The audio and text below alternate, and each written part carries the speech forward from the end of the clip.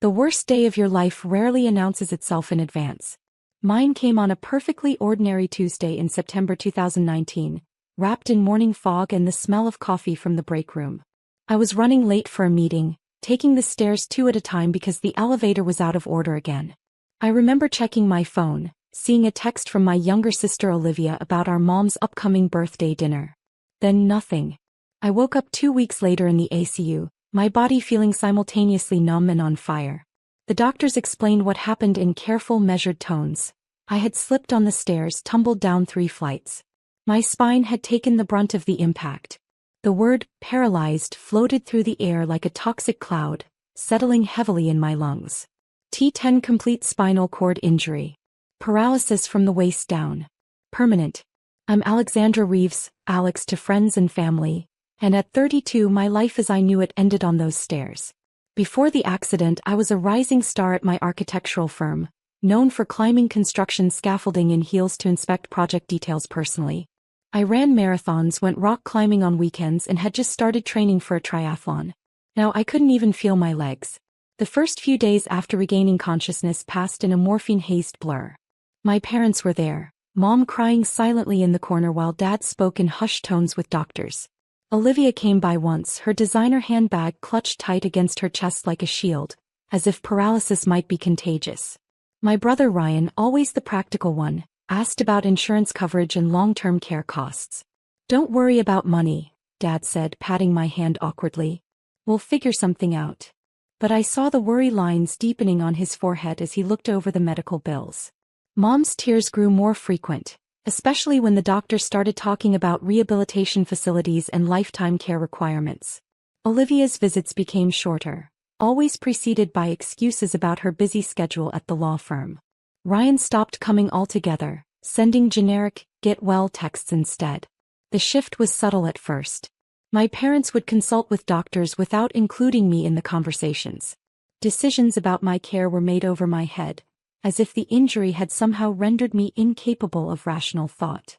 When I tried to discuss my options for returning to work eventually, Mom would change the subject and Dad would suddenly remember an urgent appointment. "We just want what's best for you, sweetie," Mom would say, smoothing my hair back like she did when I was a child. But her eyes never quite met mine. Then came the day they suggested I move to Pine Grove Care Center, a long-term facility on the outskirts of town. I'd heard about Pine Grove. It was where families sent relatives they didn't want to deal with anymore. The place where people went to be forgotten. "It's a very nice facility," Mom said, her voice artificially bright. "They have excellent care programs and it would be easier for everyone." "Easier for whom?" I interrupted, my voice hoarse from disuse. "For you. So you don't have to look at your broken daughter anymore." "Alex, don't be dramatic," Ryan chimed in from his corner of the hospital room. "This is a practical solution. None of us are equipped to provide the care you need." "I don't need to be cared for," I snapped. "I need rehabilitation, therapy and support to rebuild my life. I'm paralyzed, not dying." "But honey," Mom's voice quavered, "your apartment isn't accessible, your job." "I can modify my apartment. I can work remotely until the office installs proper accommodations. I've already talked to HR." "Always so stubborn," Dad sighed, shaking his head. "This isn't the time for pride, Alex. You need to accept your new limitations." The way he said limitations made my skin crawl. Like I was somehow less than human now, less than the daughter he'd raised to never take no for an answer. "Get out." The words came out barely above a whisper. "What?" Mom's hand flew to her throat, her signature pearl necklace clicking softly. "Get out. All of you. Now." "Alex, be reasonable," Ryan started, but I cut him off. "Reasonable?" I laughed, but there was no humor in it. "You want me to be reasonable while you try to ship me off to a care home to rot? While you make decisions about my life as if I'm not even in the room?" I said get out. They left, Mom crying quietly, Dad's face set in disappointed lines, Ryan muttering about ingratitude. Olivia hadn't even bothered to show up for this family meeting. That night, lying in my hospital bed, I made a decision. If my family couldn't see me as the same person I'd always been, just with different mobility needs, then I would rebuild my life without them. I spent the next few hours making calls, to my insurance company, to disability advocates, to lawyers specializing in workplace accommodation. By morning I had a plan. My savings, combined with my insurance coverage, would cover the immediate medical expenses and necessary home modifications. My firm's HR department was surprisingly supportive, agreeing to temporary remote work and promising to fast-track accessibility improvements to the office. The real surprise came from an unexpected source. My neighbor, Mrs. Chin, the retired physical therapist who lived across the hall, showed up at the hospital with homemade soup and a determined expression. "I hear your family being foolish," she said, her accent thickening with emotion. "You stay with me when you leave hospital. My apartment already has wide doors, grab bars from when Henry was sick. We make it work." I tried to protest, but Mrs. Chin waved away my objections like irritating flies. "I know rehabilitation exercises. I help you get strong again." No argument. When my family returned the next day, armed with Pine Grove brochures and concerned expressions, I was ready. "I've made arrangements," I told them, my voice steady. "I'm not going to Pine Grove. I'm going to stay with Mrs. Chin while my apartment is being modified. I'll be starting outpatient rehabilitation next week, and I'll return to work part-time in 3 months." "But Alex," Mom began, her voice trembling. "You can't possibly." I am. And I don't need your permission or approval." "This is a mistake," Dad said, his businessman's facade cracking slightly. "You're being unreasonable, throwing away our help." Help. The word tasted bitter in my mouth. "You call trying to warehouse me in a care facility help? You haven't asked me once what I want, what I need. You just decided I was too broken to have a say in my own life." "We're your family," Ryan interjected. "We're trying to do what's best for you." "No," I said quietly. "You're trying to do what's easiest for you. And that's fine. I get it. This isn't what any of us planned. But I'm still me. Still the same stubborn, determined person I've always been. If you can't see that, can't support that, then maybe we need some space." The silence that followed was deafening. Mom started to cry again. She'd been doing that a lot lately, and Dad's face hardened into the expression he usually reserved for difficult business negotiations. "If that's how you feel," he said stiffly, "perhaps some space would be best. Until you come to your senses." They left shortly after, Mom kissing my forehead with trembling lips, Dad nodding curtly, Ryan muttering something about calling later. Olivia sent a text that evening. "They told me what happened. Sorry you're being difficult about this. Call when you're ready to be reasonable." I deleted the message without responding. The next few months were the hardest of my life. Learning to navigate the world from a wheelchair, rebuilding my upper body strength, figuring out new ways to do the simplest tasks. It was exhausting, frustrating, and sometimes terrifying. But Mrs. Chin was there every step of the way, her encouragement unwavering, her tough love exactly what I needed. "No self-pity," she would say when I got discouraged. "You want to cry? Cry while doing exercises. Multitask." My colleagues surprised me too. They set up a rotation of meal deliveries, helped with grocery shopping, and even organized a weekend work party to help modify my apartment once I was ready to move back in. The building manager, inspired by their efforts, fast-tracked the installation of automatic doors and ramps. My family's response to all this? Silence. Complete radio silence. Mom stopped calling. Dad's birthday card came with a check, his solution to everything, but no personal message. Olivia got married that spring. I learned about it from Facebook. Ryan's wife had another baby. I got a birth announcement in the mail, 2 weeks after everyone else had already met my new nephew. The holidays were the hardest. That first Christmas, I sat in my newly adapted apartment, surrounded by cards and gifts from colleagues and friends, but nothing from my family except another impersonal check from Dad. Mrs. Chin insisted I join her family's celebration, but I couldn't help noticing my mother's social media posts about the perfect family gathering, pictures of everyone around the dinner table, smiling as if the empty chair where I should have been didn't even exist. Life went on. I returned to work, first remotely, then part-time in the office once the accessibility modifications were complete. My colleagues' initial awkwardness faded as they realized I was still the same demanding, detail-oriented architect I'd always been, just sitting instead of standing. I got promoted to senior project manager, started mentoring junior architects, and even began specializing in universal design principles, turning my new perspective into a professional advantage. I made new friends through adaptive sports programs, learned to drive with hand controls, and slowly built a life that looked different from my old one but was no less fulfilling. Mrs. Chin moved in with her daughter in California, but we stayed in touch through weekly video calls where she continued to boss me around about my exercises. 3 years passed this way. 3 years of rebuilding, adapting, growing, and complete estrangement from my family. I heard bits and pieces through mutual acquaintances. Olivia made partner at her law firm, Ryan's business was expanding, Mom and Dad bought a vacation home in Florida. Life went on for them too, apparently unburdened by thoughts of their inconvenient eldest daughter. Then on a rainy Tuesday in October 2022, almost exactly 3 years after my accident, my phone lit up with a number I hadn't seen in ages. Home. Mom's number. I stared at it for a long moment, debating whether to answer. In the end, curiosity won out. Hello. Alex. Mom's voice sounded strange, choked. We need to talk. Can we come see you? We. Your father and I. And Ryan. It's important. Something in her tone made my stomach clench. What's wrong? A pause, then, it's about Ryan's son. Tommy. He's very sick, Alex. We need your help. The words hung in the air between us, heavy with unspoken implications. After 3 years of silence, they needed something from me. Something important enough to break the wall of silence they'd built. Come over tomorrow, I heard myself say. 7 o'clock. I hung up before she could respond, my mind already racing with possibilities. What could be so urgent that they'd reach out now? What kind of help could they possibly want from the daughter they'd written off as too broken to be part of their perfect family? I didn't sleep much that night, memories and questions chasing each other through my mind.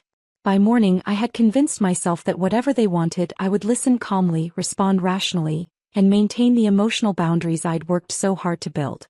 I had no idea how wrong I was. 7 o'clock brought the sound of hesitant knocking at my door. I wheeled myself over, took a deep breath, and opened it to find my family huddled in the hallway like uncertain strangers. Mom looked older than I remembered, new lines etched around her mouth. Dad's hair had gone completely gray. Ryan stood slightly behind them, his usual confident posture replaced by something approaching defeat. Come in, I said, backing up to give them space. I watched their eyes dart around my apartment, taking in the modifications I'd made over the years, the lowered countertops in the kitchen, the wide open spaces between furniture, the sleek hand controls that allowed me to operate everything from lights to temperature.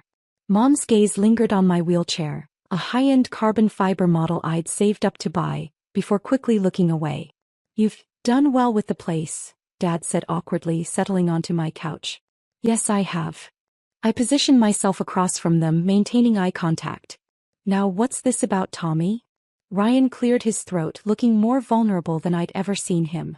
Tommy's kidneys are failing, he said, his voice rough. Both of them. He needs a transplant. My heart clenched. Tommy was only 5, the same age I'd been when Ryan used to carry me on his shoulders, before success and ambition had turned him into a stranger. I'm sorry to hear that, I said carefully. But I don't understand what this has to do with me. Mom leaned forward, her hands twisting in her lap. We've all been tested, your father, me, Ryan and Sarah, even Olivia. None of us are compatible matches. The pieces started clicking into place. And you think I might be? The doctors say siblings often have the highest chance of compatibility, Dad explained, slipping into his business presentation voice. And given your condition, you're the most likely to be able to spare a kidney without impacting your quality of life. The words hit me like a physical blow. Given my condition. My quality of life. The same life they deemed too difficult to be part of 3 years ago. Let me get this straight, I said, my voice eerily calm. You haven't spoken to me in 3 years. You dropped me from your lives when I needed you most. And now you want one of my organs. Alex, please, Ryan's voice cracked. He's my son. Your nephew. You've never even met him, but whose fault is that? I cut in. Who decided I wasn't fit to be around their children? Who stopped inviting me to family gatherings? Who pretended I didn't exist until they needed something from me? We made mistakes, Mom whispered, tears spilling down her cheeks. We were wrong. We were scared and didn't know how to handle me. I laughed, but there was no humor in it. I wasn't a problem to be handled, Mom. I was your daughter. I needed my family. Instead, you tried to warehouse me in a care facility and walked away when I refused to disappear quietly. That's not fair, Dad protested. We were trying to do what was best. For whom? I demanded. Best for you? Best for your country club image? Heaven forbid anyone know perfect Patricia and Richard Reeves had a disabled daughter who refused to be hidden away. The silence that followed was deafening. Ryan had dropped his head into his hands. Mom was crying openly now, and Dad looked like he'd aged another decade in the last 5 minutes. You're right, he said finally, his voice heavy. We failed you. Completely and utterly failed you. The simple admission, something I'd waited 3 years to hear, hit harder than any argument could have. I wheeled myself to my desk and pulled out a manila envelope I'd been saving for years. Before we go any further, there's something you need to see. Inside was a letter, the paper slightly yellowed with age. I handed it to Dad, watching his face as he read. What is this? He asked, his voice shaking. A letter from Dr. Matthews, the head of neurology at County General. Dated 1 week after my accident. I knew the contents by heart. It details how you and Mom came to him asking about ways to have me declared mentally incompetent. How you wanted legal authority to force me into long-term care against my wishes. Mom gasped. Ryan's head snapped up. You knew. Dad's hands were trembling. Dr. Matthews believed in patient autonomy. He refused to help you and thought I should know what you'd tried to do. I wheeled closer, my voice steady. That's why I refused Pine Grove. That's why I cut contact. Not because I was being stubborn or difficult, but because you tried to take away my right to make decisions about my own life. The silence stretched out, broken only by Mom's quiet sobs. I didn't know, Ryan said finally, about any of this. I swear, Alex. Would it have made a difference? I asked. You still walked away. You still kept your children from knowing their aunt existed. He had no answer for that. I took a deep breath, centering myself. I'll get tested. Their heads snapped up in unison. You will. Mom's voice was barely a whisper. Not for you, I clarified. For Tommy. He's innocent in all this. But I have conditions. Dad straightened, falling back on familiar negotiation territory. Name them. First, if I'm a match and decide to donate, it's my choice. No pressure, no guilt trips, no manipulation. They nodded quickly.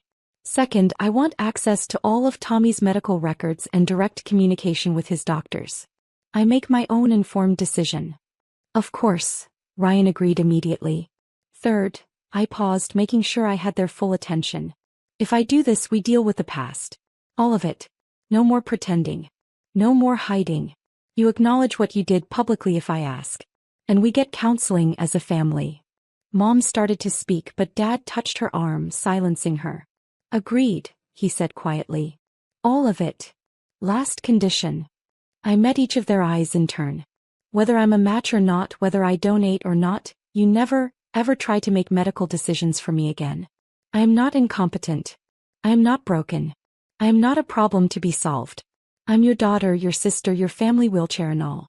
Take it or leave it. The moment stretched out, heavy with 3 years of unspoken words and untold hurts. Then Ryan stood up, walked over to my wheelchair and knelt down so we were at eye level.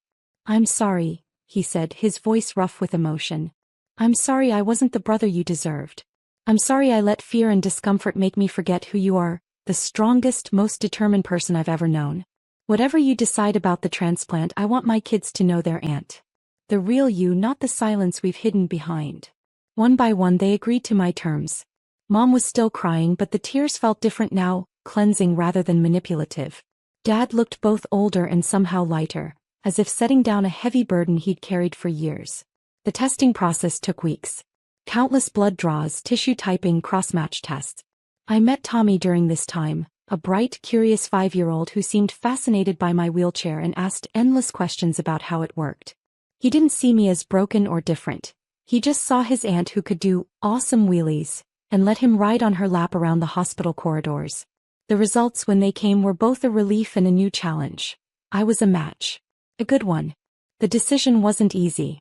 I spent long hours talking with my doctors, with Mrs. Chin, who offered to fly back from California to help with my recovery, and with my therapist. I read everything I could about living kidney donation, about risks and recovery times, about long-term outcomes. In the end, though, the choice was clear. Not because my family had earned it, we were still working through that with weekly counseling sessions that often left us all emotionally drained. Not because I'd forgiven them completely. That would take more time and more work on their part. I chose to donate because of Tommy's laugh when I showed him how to pop a wheelie. Because of the way he looked at me with pure love, untainted by the prejudices and fears that had driven my family's actions. Because sometimes the greatest revenge against those who underestimated you is to be bigger, better, more generous than they ever thought possible. The surgery was scheduled for spring. During my recovery, something unexpected happened. My family stepped up. Not out of guilt or obligation, but with genuine care and understanding. Mom learned about proper transfer techniques and post-operative care for someone with paraplegia. Dad modified his beach house to be fully accessible. Olivia, who hadn't been part of the initial kidney conversation, flew in from New York to help coordinate my care team. They weren't perfect. Old habits sometimes surfaced. Mom still occasionally slipped into her nervous hovering. Dad still sometimes talked about me like I wasn't in the room. But they caught themselves, apologized, did better. The counseling helped, forcing us to address not just the past 3 years, but patterns that had existed long before my accident.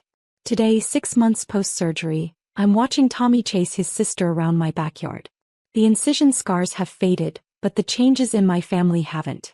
Mom calls every Sunday not to check if I need anything, but to actually talk about work, about life, about the adaptive skiing program I'm thinking of trying. Dad proudly shows off pictures of my latest architectural projects at his club, wheelchair visible in my professional headshot. Ryan brings the kids over weekly for movie nights, and Olivia has started consulting me on disability rights cases at her firm. We're not the perfect family we used to pretend to be. We're something better.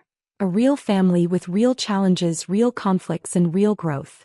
A family that learned the hard way that strength comes in many forms, that disability doesn't equal inability, and that sometimes the greatest gifts come from facing our deepest failures. I'm Alexandra Reeves, architect, aunt, kidney donor, paraplegic, and finally, undeniably, unapologetically myself. My wheelchair hasn't changed who I am, it just changed how I move through the world. And sometimes when Tommy rides on my lap asking about building designs or wheelchair mechanics, I think maybe that world is becoming a little bit better, a little bit more understanding, one small soul at a time. The other day I overheard him at school, proudly telling his friends about his awesome Aunt Alex, who designs buildings and does wheelies and saved my life. No mention of disability, no hint of the drama that preceded his transplant. Just pure love and admiration. And really, isn't that the best revenge of all?